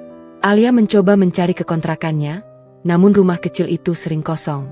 Tetapi anehnya, semakin Fahri menjauh, justru semakin kuat perasaan Alia terhadap pria itu. Karena dibalik semua misteri dan rasa takut yang Fahri sembunyikan, Alia yakin satu hal. Fahri benar-benar mencintainya. Dan keyakinan itu membuat Alia tidak sanggup menyerah. Sementara itu tekanan dari keluarga semakin besar. Ayahnya terus memaksa Alia melupakan Fahri dan membuka hati untuk Reno. Bahkan beberapa tetangga mulai sengaja datang ke rumah hanya untuk memberi nasihat. Kamu masih muda. Jangan buang masa depan demi laki-laki nggak jelas. Namun semua ucapan itu justru membuat Alia semakin sesak. Malam itu hujan turun deras ketika Alia duduk sendirian di teras rumah sambil menangis diam-diam. Ponselnya tiba-tiba bergetar. Nama Fahri muncul di layar.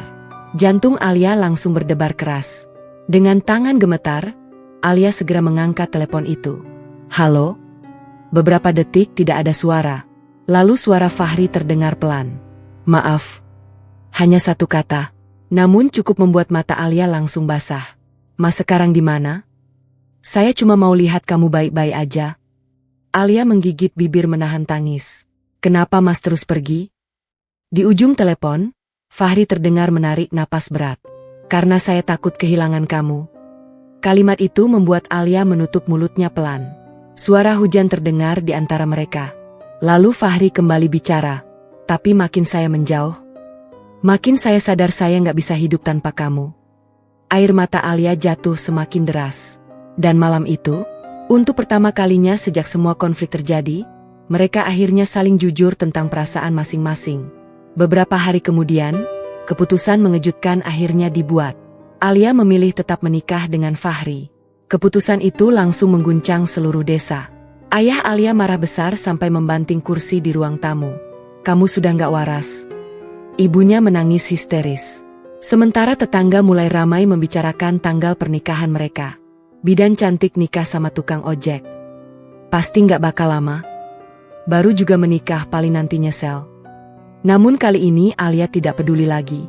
Ia sudah terlalu lelah hidup mengikuti omongan orang lain. Dan untuk pertama kalinya dalam hidupnya, ia memilih mengikuti hatinya sendiri. Hari pernikahan itu akhirnya tiba. Tidak ada gedung mewah. Tidak ada pesta besar. Hanya akad sederhana di rumah Alia dengan tenda kecil di halaman depan. Namun meski sederhana, hampir seluruh warga desa datang. Bukan karena ikut bahagia, melainkan karena penasaran. Mereka ingin melihat bagaimana bidan cantik kebanggaan desa benar-benar menikahi seorang tukang ojek miskin. Bisik-bisik terdengar di mana-mana. "Itu motornya aja masih jelek." Kasihan Alia. Dokter Reno kalah sama tukang ojek. Di sudut lain, Reno berdiri memperhatikan acara itu dengan wajah dingin. Ia datang bukan untuk memberi doa, melainkan memastikan dengan mata kepalanya sendiri bahwa Alia benar-benar memilih Fahri. Tangannya mengepal kuat saat melihat Alia duduk di samping Fahri dengan wajah bahagia meski sederhana. Reno merasa harga dirinya benar-benar dihancurkan hari itu. Sementara Fahri sendiri terlihat sangat tenang. Namun sesekali matanya terlihat seperti memikirkan sesuatu yang berat. Beberapa kali ia memperhatikan jalan depan rumah dengan wajah waspada, seolah sedang menunggu sesuatu terjadi. Saat akad selesai, suara sah terdengar memenuhi rumah.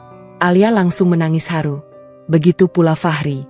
Untuk beberapa saat, semua hinaan dan tekanan seolah menghilang. Mereka akhirnya resmi menjadi suami istri. Namun kebahagiaan itu tidak benar-benar dirasakan semua orang. Di luar rumah, beberapa warga masih sibuk menggunjing. Bentar lagi juga susah hidupnya. Kalau cinta doang gak cukup. Bahkan ayah Alia sendiri masih belum bisa menerima sepenuhnya. Wajahnya terlihat dingin sepanjang acara. Malam harinya setelah semua tamu pulang, Alia dan Fahri akhirnya tiba di kontrakan kecil tempat Fahri tinggal. Rumah sederhana itu sudah dibersihkan seadanya. Lampu kuning redup menerangi ruangan kecil dengan perabot sederhana. Namun bagi Alia, tempat itu terasa jauh lebih tenang dibanding semua kemewahan yang pernah ditawarkan Reno. Fahri menatap Alia lama. "Maaf, saya belum bisa kasih rumah bagus." Alia tersenyum sambil menahan air mata. "Saya nggak peduli soal itu." Fahri perlahan menggenggam tangan Alia. Dan untuk pertama kalinya sejak mereka saling mengenal, tatapan pria itu benar-benar terlihat damai. Namun jauh di dalam matanya, masih ada ketakutan besar yang belum hilang. Malam semakin larut. Saat Fahri pergi keluar sebentar membeli minum, Alia mulai membereskan beberapa barang di sudut ruangan. Hingga tanpa sengaja, tangannya menyentuh sebuah tas tua coklat yang selama ini selalu dibawa Fahri kemana-mana. Tas itu sedikit terbuka, dan dari dalamnya terlihat sebuah map tebal berwarna hitam. Alia mengernyit penasaran, karena di pojok map itu, terlihat logo perusahaan besar terkenal dari kota yang pernah ia lihat di televisi. Suasana kontrakan kecil itu begitu sunyi.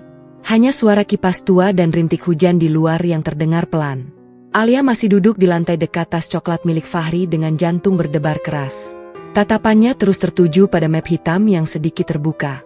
Logo perusahaan besar di pojok map itu terlihat sangat asing berada di dalam barang-barang sederhana milik seorang tukang ojek. Tangan Alia perlahan mulai gemetar. Entah kenapa perasaannya tiba-tiba tidak tenang. Dengan hati-hati ia menarik map itu keluar. Tebal dan terlihat sangat penting. Alia sempat ragu membukanya. Namun rasa penasaran yang selama ini terus menghantuinya akhirnya menang. Perlahan ia membuka isi map tersebut. Dan dalam hitungan detik, napas Alia langsung tertahan. Di dalamnya terdapat tumpukan dokumen perusahaan, sertifikat tanah, foto-foto lama, surat hukum, hingga beberapa koran usang yang sudah menguning. Mata Alia membesar saat melihat sebuah foto keluarga. Dalam foto itu terlihat seorang anak laki-laki kecil memakai jas mahal berdiri di depan rumah mewah bersama pasangan suami istri yang tampak sangat kaya. Dan anak kecil itu adalah Fahri. Alia langsung menutup mulutnya pelan. Ia hampir tidak percaya dengan apa yang dilihatnya. Dengan tangan gemetar, Alia membuka dokumen berikutnya. Tertulis nama lengkap yang membuat tubuhnya langsung lemas. Fahri Adinata Kusuma. Nama keluarga itu terasa tidak asing. Alia pernah mendengarnya. Itu adalah nama salah satu keluarga pemilik perusahaan konstruksi terbesar di kota. Matanya terus membaca dengan napas tidak teratur. Ada surat kepemilikan saham. Ada akta warisan. Ada berita lama tentang kecelakaan tragis yang menewaskan pasangan pengusaha terkenal bertahun-tahun lalu. Dan semuanya terhubung kepada Fahri. Alia terduduk lemas di lantai. Kepalanya terasa penuh. Selama ini, pria yang dihina satu desa sebagai tukang ojek miskin ternyata berasal dari keluarga konglomerat. Namun belum selesai sampai di situ. Alia membuka sebuah surat tua yang tampak paling kusam di antara dokumen lainnya. Isi surat itu membuat air mata Alia langsung jatuh. Surat tersebut ditulis oleh ibu Fahri sebelum meninggal. Untuk anakku Fahri, kalau suatu hari kamu membaca surat ini, berarti ayah dan ibu mungkin sudah tidak bisa menemanimu lagi. Tolong bertahan hidup apapun yang terjadi. Jangan percaya siapapun di perusahaan setelah kami tiada. Pamanmu akan mengambil semuanya. Suatu hari hakmu pasti kembali. Tubuh Alia langsung merinding. Tangannya semakin gemetar membaca baris demi baris surat itu. Ternyata setelah kedua orang tua Fahri meninggal dalam kecelakaan misterius, seluruh perusahaan dan harta keluarga langsung diambil alih oleh pamannya sendiri. Fahri yang masih kecil disingkirkan. Dipaksa hidup berpindah-pindah, dan selama bertahun-tahun, ia menyembunyikan identitasnya demi bertahan hidup. Air mata Alia jatuh semakin deras. Ia akhirnya mengerti kenapa Fahri selalu terlihat menyimpan luka besar. Kenapa pria itu takut masa lalunya diketahui, dan kenapa ada orang-orang misterius yang mencarinya. Tiba-tiba suara pintu kontrakan terbuka. Alia langsung terkejut. Fahri masuk sambil membawa kantong plastik minuman. Namun begitu melihat map terbuka di depan Alia, wajahnya langsung pucat. Suasana mendadak hening. Fahri berdiri mematung beberapa detik. Tatapannya berubah campur aduk antara panik, takut, dan pasrah. Alia perlahan berdiri dengan mata penuh air mata. "Mas?" Suara Alia bergetar. "Kenapa selama ini bohong?" Fahri menunduk pelan. "Saya nggak pernah bohong." "Lalu ini apa?" Alia mengangkat surat dan foto-foto itu dengan tangan gemetar. Fahri menutup mata beberapa detik. Seolah semua rahasia yang selama ini ia kubur akhirnya runtuh malam itu. "Saya cuma nggak mau kamu ikut masuk ke hidup saya yang kacau." Air mata Alia jatuh lagi. "Mas pikir saya peduli soal kaya atau miskin?" Fahri menatap Alia dengan mata merah. "Saya takut kehilangan kamu." Kalimat itu terdengar begitu jujur dan penuh luka. Lalu Fahri duduk perlahan sambil menatap lantai. Untuk pertama kalinya, ia akhirnya mulai menceritakan semuanya. Tentang ayahnya yang dulu memiliki perusahaan besar. Tentang kecelakaan misterius yang menewaskan kedua orang tuanya. Tentang pamannya yang mengambil alih seluruh aset perusahaan. Dan tentang dirinya yang harus hidup terlunta-lunta demi bertahan hidup. "Saya pernah mencoba merebut semuanya kembali. Tapi orang-orang paman saya terus mengejar."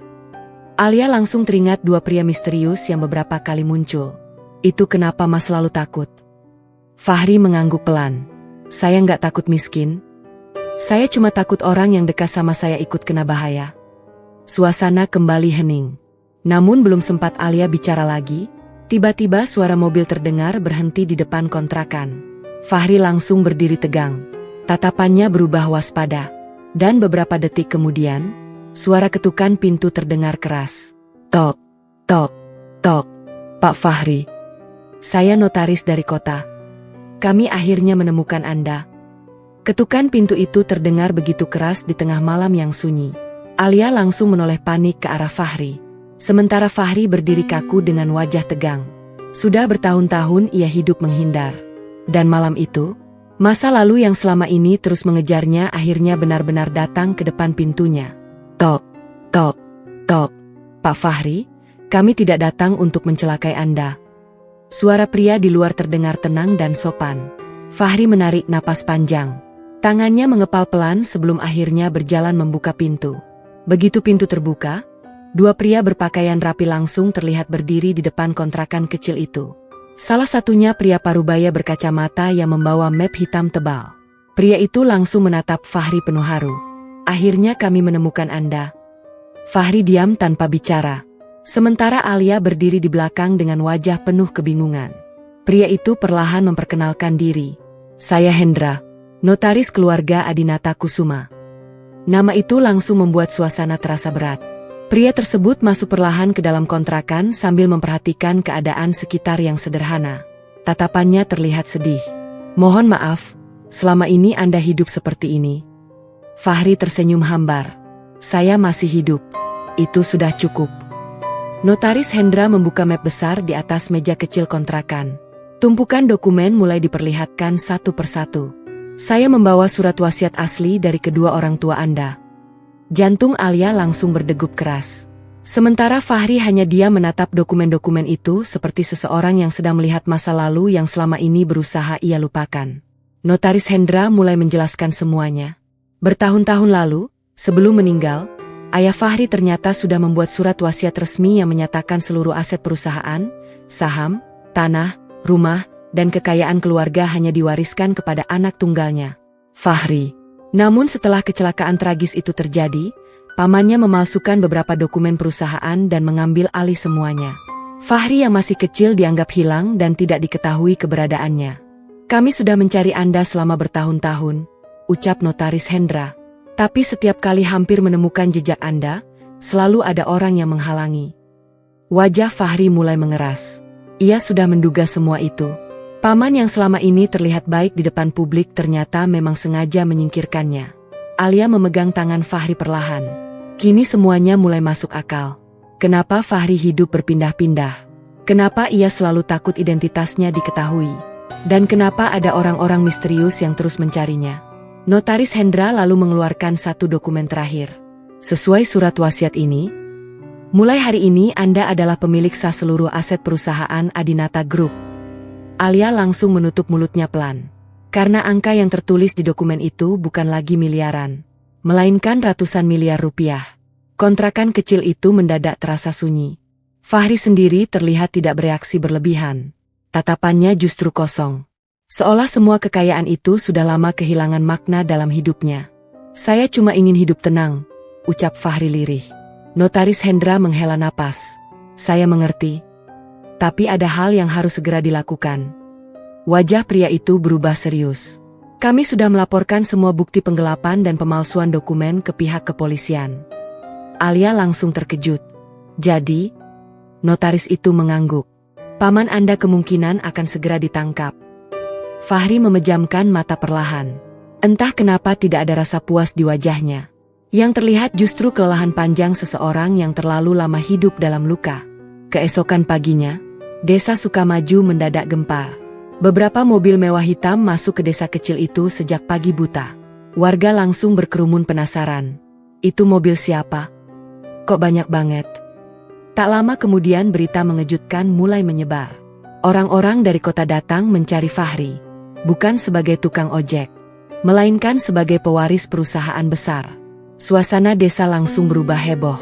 Warga yang dulu menghina Fahri mulai saling tidak percaya. Itu Fahri yang tukang ojek? Nggak mungkin. Namun semuanya semakin jelas ketika beberapa pengacara dan notaris datang langsung ke rumah orang tua Alia. Ayah Alia sampai berdiri gemetar saat melihat mereka memperkenalkan diri. Kami ingin bertemu Tuan Fahri Adinata Kusuma. Nama lengkap itu membuat seluruh rumah langsung sunyi. Beberapa tetangga yang menguping di luar mulai panik. Tak lama kemudian berita tentang penangkapan Paman Fahri juga muncul. Polisi kota resmi menangkap pria tersebut atas kasus penggelapan warisan, pemalsuan dokumen perusahaan, dan pencucian uang. Televisi lokal bahkan mulai memberitakan kasus itu. Dan nama Fahri mendadak menjadi pembicaraan di mana-mana. Semua orang yang dulu menghina kini terdiam malu. Rekan kerja Alia yang dulu menertawakan Fahri mulai tidak berani bicara. Bahkan Reno yang sedang menonton berita di ruang dokter langsung membeku saat melihat wajah Fahri muncul di televisi. Tangannya sampai gemetar. Pria yang selama ini ia hina sebagai tukang ojek miskin. Ternyata pewaris sah salah satu perusahaan terbesar di kota. Dan lebih menyakitkan lagi, Alia tetap memilih Fahri bahkan sebelum mengetahui semua itu. Hal itu membuat Reno merasa kalah sepenuhnya. Sementara di rumah Alia, ayah dan ibunya hanya bisa duduk diam dengan wajah pucat penuh penyesalan.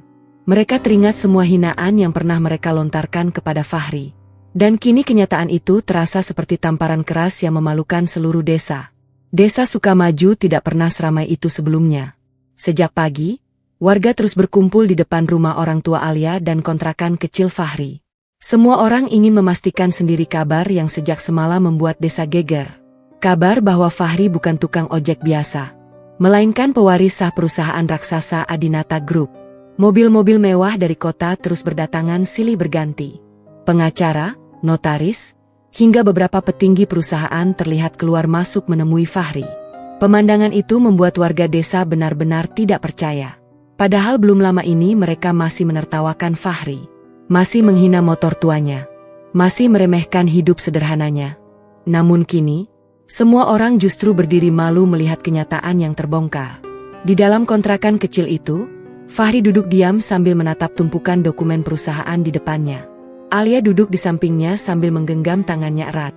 Meski semuanya sudah terbongkar, Fahri tetap terlihat tenang. Tidak ada wajah sombong. Tidak ada rasa ingin membalas hinaan orang-orang. Namun justru sikap itulah yang membuat Alia semakin kagum pada suaminya. "Apa Mas gak marah sama semua orang?" tanya Alia pelan. Fahri tersenyum kecil. "Kalau saya sibuk balas dendam, saya gak beda sama mereka." Jawaban itu membuat mata Alia kembali berkaca-kaca. Di luar rumah, suasana semakin ramai saat beberapa wartawan lokal mulai datang. Mereka berebut ingin mewawancarai Fahri. "Pak Fahri, apa benar Anda pewaris tunggal Adinata Group?" "Pak Fahri, bagaimana perasaan Anda setelah hidup sebagai tukang ojek selama bertahun-tahun?"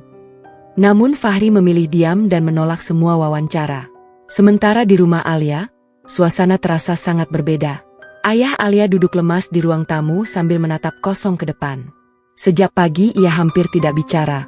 Pikirannya dipenuhi rasa malu dan penyesalan. Ia teringat semua bentakan dan hinaan yang pernah ia lontarkan kepada Fahri. "Laki-laki miskin jangan mimpi terlalu tinggi." Kalimat itu terus terngiang di kepalanya. Padahal sekarang, pria yang ia hina ternyata jauh lebih terhormat dibanding siapapun yang pernah ia banggakan. Bu Ratna duduk sambil menangis pelan. "Kita salah menilai orang?" Ayah Alia menunduk dalam. Untuk pertama kalinya dalam hidupnya, ia merasa benar-benar malu pada dirinya sendiri. Sementara itu di rumah sakit, suasana juga tidak kalah gempar. Semua pegawai sibuk membicarakan berita tentang Fahri.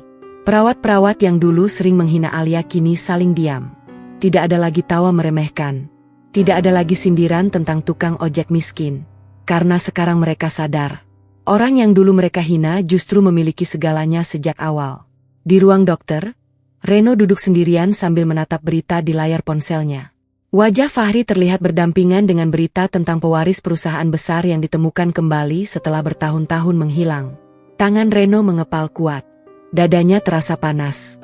Bukan karena iri pada kekayaan Fahri, tetapi karena kenyataan bahwa Alia mencintai Fahri saat pria itu belum memiliki apa-apa di mata orang lain. Sedangkan dirinya, dengan semua jabatan dan kemewahan yang dimiliki, tetap gagal mendapatkan hati Alia. Dan kekalahan itu terasa jauh lebih menyakitkan dibanding apapun. Siang harinya, Fahri akhirnya datang ke rumah orang tua Alia bersama Alia. Begitu melihat Fahri masuk, ayah Alia langsung berdiri dengan wajah penuh rasa bersalah. Beberapa detik suasana terasa sunyi. Lalu perlahan ayah Alia berjalan mendekat. Matanya mulai berkaca-kaca. "Maafkan saya." Suara pria tua itu terdengar bergetar. Alia langsung menahan napas. Selama ini ayahnya adalah orang yang paling keras menentang Fahri. Namun kini, pria itu berdiri penuh penyesalan di depan menantunya sendiri. Saya terlalu sombong menilai orang dari harta dan pekerjaan. Fahri langsung menunduk hormat. Bapak nggak salah. Saya memang hidup seperti itu. Tapi hati saya tetap salah, balas ayah Alia sambil menangis. Suasana rumah langsung penuh haru. Bu Ratna ikut memeluk Alia sambil menangis sesenggukan. Sementara Fahri hanya tersenyum kecil mencoba menenangkan semuanya. Dan saat itulah, seluruh keluarga akhirnya sadar. Yang membuat Fahri berharga bukan kekayaan warisannya. Bukan perusahaan ratusan miliarnya. Bukan status keluarganya. Melainkan ketulusannya yang tetap tidak berubah meski hidup dihina bertahun-tahun. Sore harinya Fahri berdiri di depan kontrakan kecilnya sambil memandang langit desa. Beberapa mobil mewah masih terparkir di dekat rumah. Namun Fahri justru terlihat lebih nyaman berdiri di depan motor tua yang selama ini menemaninya mencari nafkah. Alia mendekat lalu berdiri di samping suaminya. Mas sekarang orang kaya? Fahri tersenyum kecil. Tapi saya masih orang yang sama. Alia ikut tersenyum haru. Di kejauhan, beberapa warga yang dulu sering menghina mereka kini hanya bisa menunduk malu saat melihat Fahri dan Alia berjalan bersama. Tidak ada lagi tawa meremehkan. Tidak ada lagi hinaan. Karena seluruh desa akhirnya menyadari satu hal. Orang sederhana yang selama ini mereka pandang rendah, ternyata adalah pria paling berharga yang pernah hadir di desa itu.